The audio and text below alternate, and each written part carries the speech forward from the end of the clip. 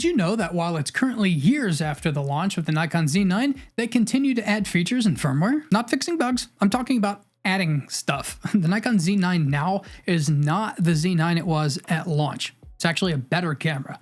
Sometimes it doesn't even look like the same camera anymore. It looks more like a Z9S or something. The Nikon Z9 was a big deal when it launched because Nikon beat the other 35mm mirrorless brands to the pro body market. That's the unibody that people love so much. In another move of insane genius, Nikon removed the mechanical shutter entirely from the Z9. Sounds like it would have some drawbacks, right? Unless you give the camera the world's fastest sensor, which they did, beating the competition again. For Nikon users, the Z9 was the first Nikon mirrorless to really compete with, and in some cases, beat the competition. The new consumer has heard rumors of what a mirrorless camera can do, and let's be honest, Nikon hadn't quite met that yet, even though their cameras had been incredible. The Z9 showed the world that Nikon can compete and beat. This kind of competition, by the way, is good for the industry. Regardless of what brand you're in, the Nikon Z9 made Nikon users proud to be in the ecosystem and forced Sony and Canon to step up their game in some ways. So the Z9's launch was honestly good for everyone. At launch, I think there was a healthy amount, and let's be honest, well-deserved skepticism about what the Z9 would actually do.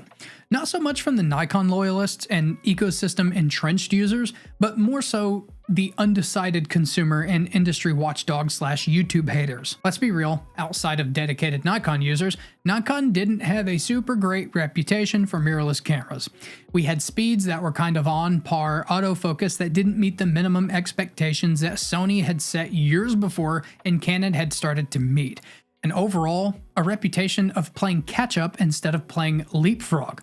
The Z lenses, no one could deny, but the cameras, while having incredible rendering sensors and gorgeous files, were just kind of meh. Side by side the competition, Nikon didn't seem that impressive to a lot of people who were entering photography for the first time. Now, seasoned photographers, we didn't care because we can make it work and we care about output and glass, not camera features. And Nikon users are real photographers. That's a joke, don't leave. Fact is, first-time buyers weren't convinced, and even worse, neither were Nikon DSLR D5 and D6 users.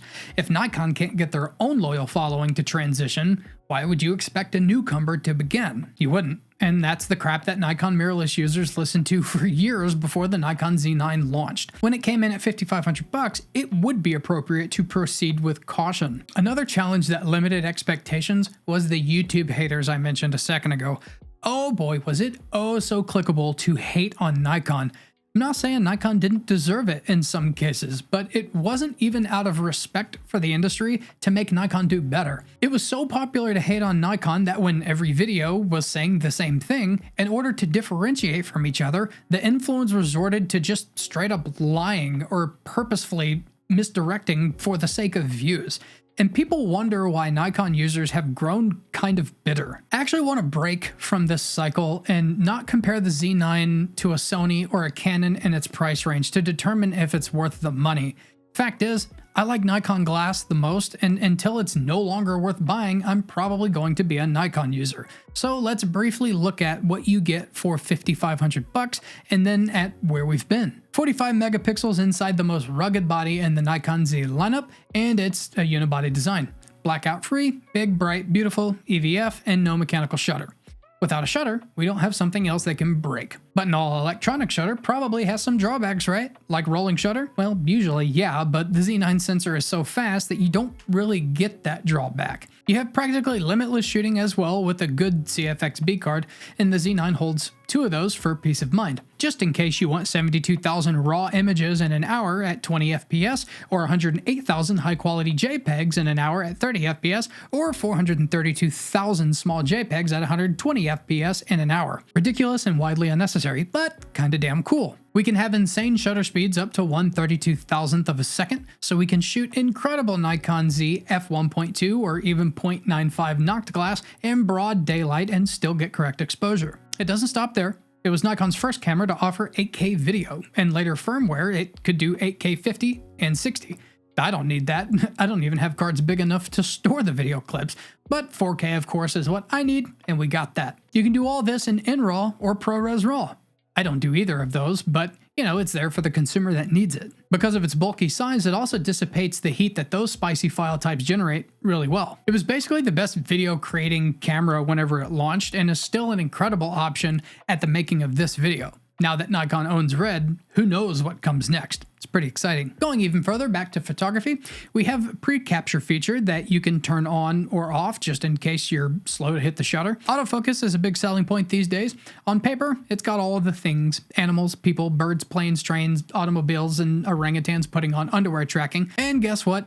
It rarely misses, despite what YouTubers might say for clicks. My hit rate is basically always, unless I screw up in the genres that I do. On top of that, in my use case personally, I often shoot in a very dark studio with stop-down apertures and flash to achieve a very deep, rich, shadowy style, and the Z9 can still find eyes even whenever I can't see them. I don't have to double tap in case I miss because it just works in near total darkness to the sensor's perspective. I guess one final note is that the battery is big, and like all camera batteries, lasts for way longer than the ratings suggest.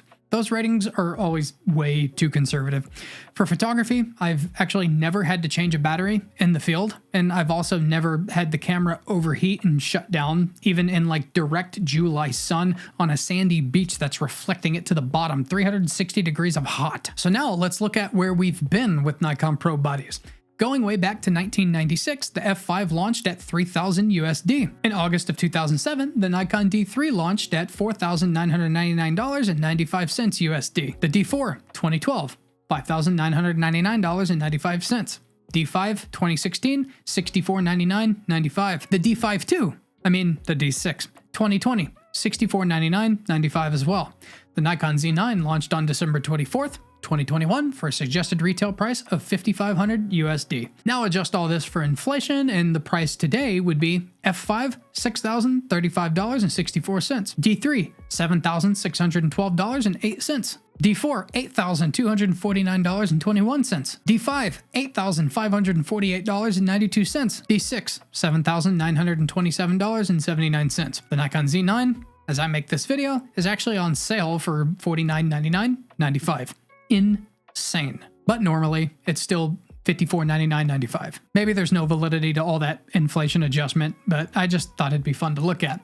But anyway, the fact is, the Nikon Z9 launched for $500 less than the D4 did 10 years prior. The top-of-the-line Nikon Pro camera of the day, and $1,000 less than the D6 the year prior. So the Nikon Z9 is definitely $1,000 more of a fair deal. The D3, 4, 5, and 6, they definitely have their benefits, like the dynamic range on those older, lower megapixel DSLRs is quite insane. In fact, comparing the Z9 to the D6 still wins in dynamic range in the absolute extreme high ISO. But where things aren't extreme, all research I see points to the Z9 having better dynamic range outside of those brutal extremes where almost no one ventures. The Z9 is just a better camera. Sorry, don't hate me. It's hardly even an opinion. It's a performance thing. We get more power and image quality than ever before, and it happens to be cheaper. Based on that alone, it's kind of worth every penny. So to summarize, the Z9, of course, is the best pro body camera that Nikon has ever made. Actually, to date, it's the best camera, period. And they were actually crazy enough to sell it for less than any pro body camera before it, adjusted for inflation. It doesn't take a rocket scientist to see that it's just faster, autofocus is better dynamic range, and it checks all the boxes as the next generation professional / advanced hobbyist camera. I know it's a lot of money, and that's how you ended up here. Fact is, it has more uses than I'll ever need. It's hypercharged to perform in more areas than I can think of trying. With that comes not knowing its limits because I can't reach them. That also means that, you'll be paying for a lot of features and performance you probably will never use. But use cases do not dictate price. Possibilities do. So the answer to the question of is the Nikon Z9 worth every penny? Yeah, big time. It could justifiably cost more and still be worth every penny. So that means you're getting a real good value. In the comments, tell us about your Z9. What do you do with it? Or if you're just thinking about getting one. For more camera lens and industry insights, subscribe to the channel or check out the video that pops up right here. I'm Z Wade, the Z Wade and Z Wade Photo. Stay sharp, YouTube.